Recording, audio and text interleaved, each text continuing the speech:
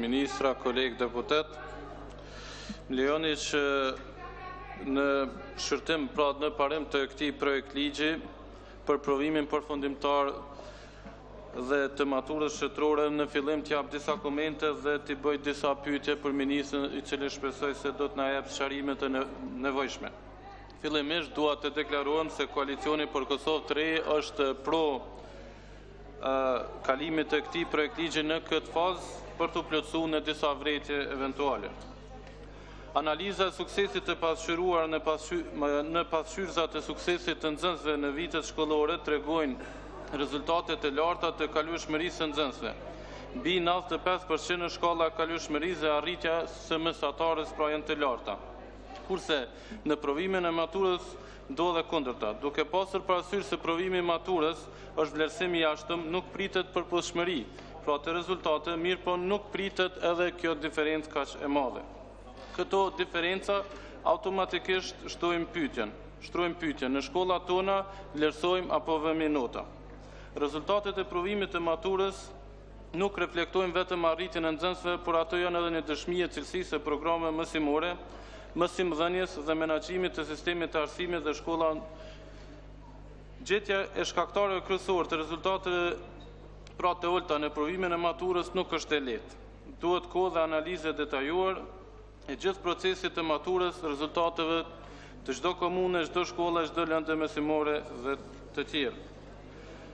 Gjithashtu, ulja e kriterit të cilat kanë ndodhur në vitet e fundit sa i përket testit të maturës, besoj se secilin vit të jetës saj ka reflektuar negativisht në përmirësimin e performancës së maturës në Kosovë, duke harmonizuar seriozitetin e kritereve të ligjit të maturës dhe duke nxitur nxënësit dhe prindërit të besojnë në këtë praktikë jo të mirë.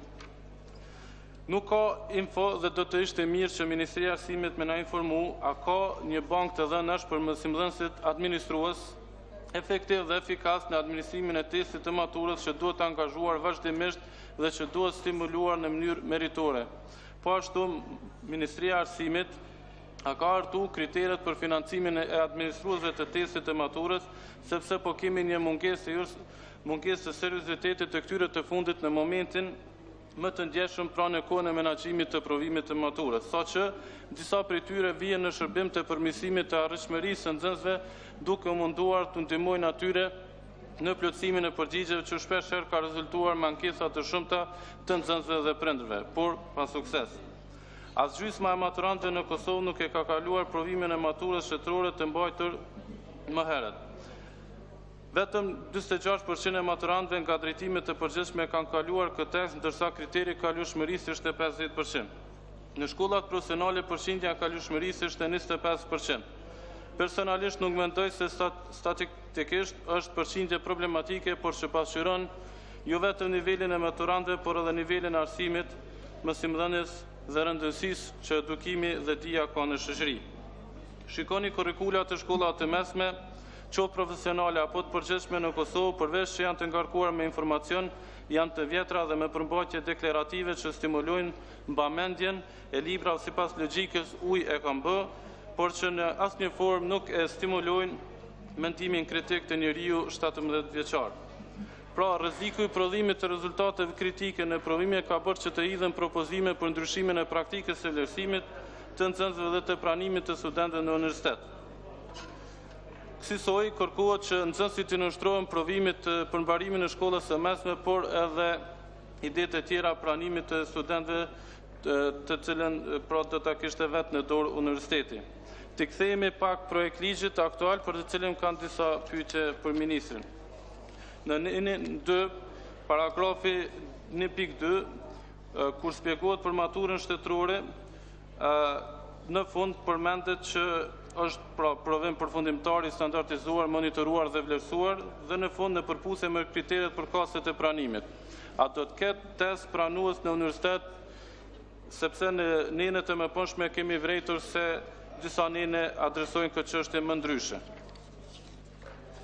Gjithashtu, kandidatët e kthyer nga jashtë vendit obligohen që të nënshtrohet për provimit përfundimtar dhe provimit të maturës shtetërore nëse vlerësohet se dëftesa është e paravlefshme me dëftesën e barimit të shkollës së mesme.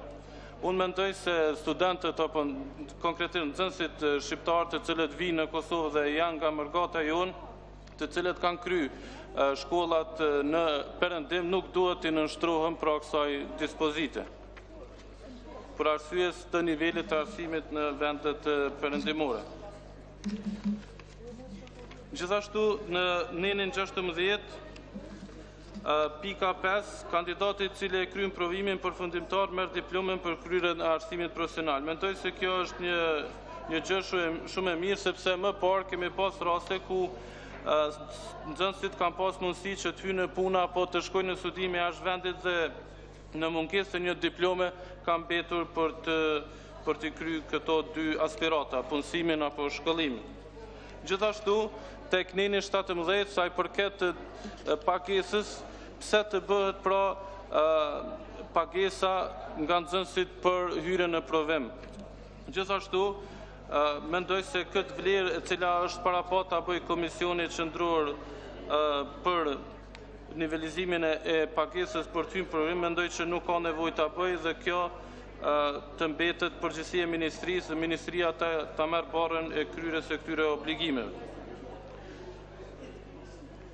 Gjithashtu, sa i përket nenit 18 për mbajtja e provimit maturës, lëndët zgjedhore, besoj që lëndët zgjedhore i përshtaten profilit të shkollës sa i përket hyrjes në test.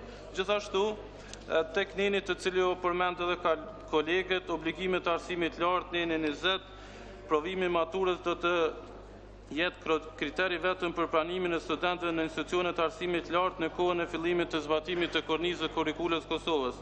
Unë kam një pyetje, kur do të filloj zbatimi i kësaj kornize të kurrikulës së Kosovës? Mënyrë që ta dimë edhe ne si deputet, por edhe opinioni se sa do të zgjatet pranimi në universitet i nxënësve në bazë të nenit 2 të këtij, në bazë të paragrafit 2 të nenit 20.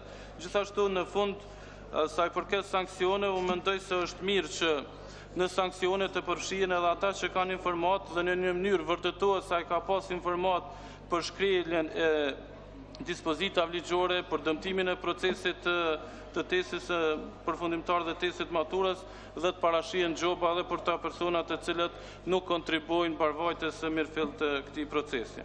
Dhe në fund edhe një herë konfirmojmë si grup parlamentar mbështetjen për këtë ligj dhe do t'japim kontributin tonë edhe në Komisionin Funksional. Ju faleminderit.